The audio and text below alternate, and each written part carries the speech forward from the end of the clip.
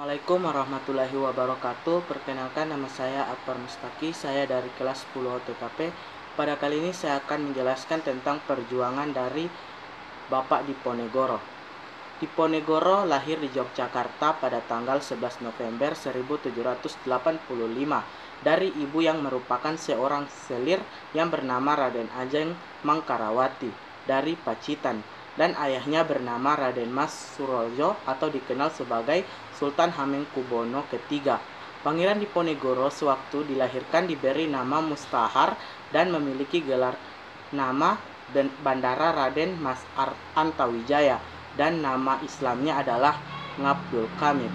Ketika dewasa, Pangeran Diponegoro menolak keinginan sang ayah, yakni Sultan Hamengkubuwono III, untuk menjadi raja. Hal ini karena Pangeran Diponegoro menyadari posisi ibunya yang bukanlah sebagai permaisuri.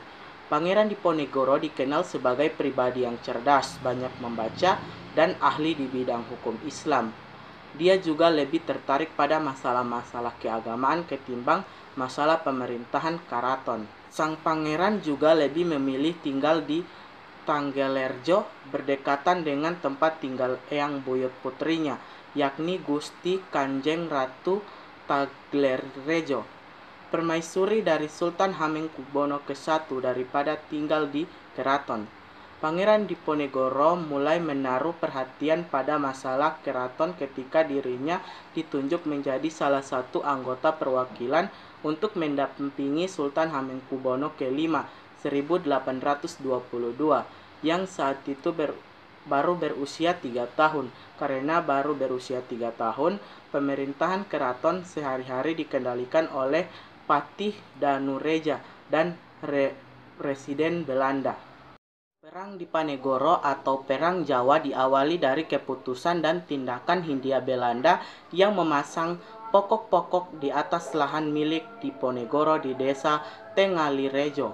Tindakan tersebut ditambah beberapa kelakuan Hindia Belanda yang tidak menghargai adat istiadat setempat dan eksploitasi berlebihan terhadap rakyat dengan pajak tinggi, membuat Pangeran Diponegoro semakin muak hingga mencetuskan sikap perlawanan sang pangeran. Di berbagai literatur yang ditulis oleh Hindia Belanda, menurut mantan Menteri Pendidikan dan Kebudayaan Profesor Wadirman Djoenego, terdapat pembelokan sejarah penyebab perlawanan Pangeran Diponegoro karena sakit hati terhadap pemerintahan Hindia Belanda dan keraton yang menolaknya menjadi raja, padahal perawatan yang dilakukan disebabkan sang pangeran ingin melepaskan penderitaan rakyat miskin dari sistem pajak Hindia Belanda dan membebaskan istana dari Madat.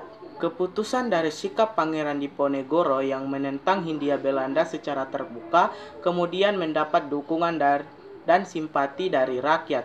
Atas saran dan sang paman, yakni GPH Mangkubumi, Pangeran Diponegoro menyingkir dari Tanggelerjo dan membuat markas di Gua Salarong.